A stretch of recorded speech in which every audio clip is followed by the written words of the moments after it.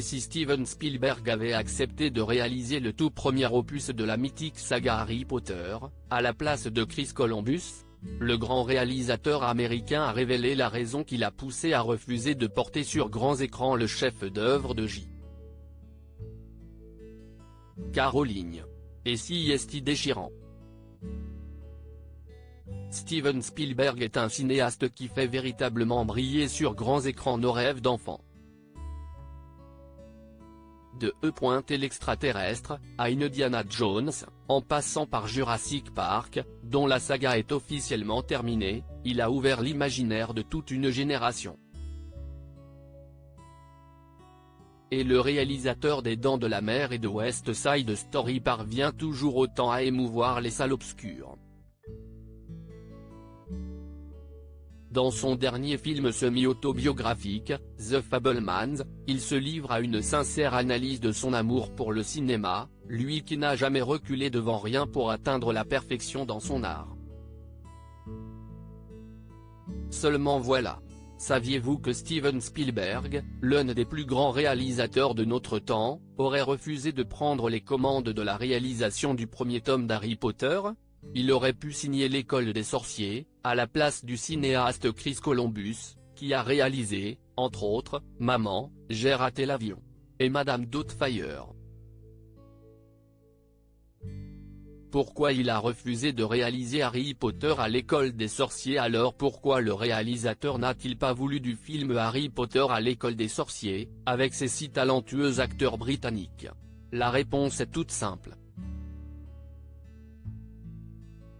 Qu'est ce qui compte plus aux yeux du cinéaste de 76 ans que le cinéma? La famille. Pour réaliser cet opus, il aurait dû s'éloigner trop longtemps des siens. J'ai sacrifié ma participation à une grande franchise, a-t-il expliqué récemment dans une interview diffusée par Reliance Entertainment et relayée par le site Ciné-Série. Père de rien moins que 7 enfants, il a préféré sacrifier le tournage plutôt que sa famille. J'ai choisi de refuser le premier Harry Potter pour simplement passer l'année et demie qui venait avec ma famille, mes jeunes enfants qui grandissaient. J'ai donc sacrifié ma participation à une grande franchise, ce qu'aujourd'hui je suis très content d'avoir fait, pour être avec ma famille. Ce fut une expérience déchirante. Il y a ainsi plusieurs films que j'ai choisi de ne pas faire, précise-t-il dans son entretien. De plus, il aurait voulu confier le rôle phare du héros à la cicatrice à Haley Joel Osment, Sixième Sens, alors que J.K. Rowling voulait absolument des acteurs anglais.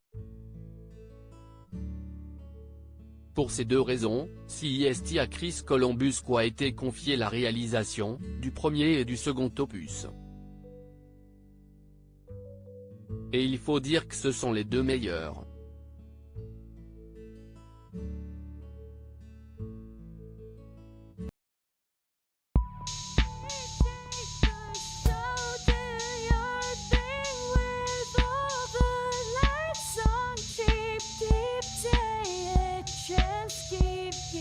Take a chance, you can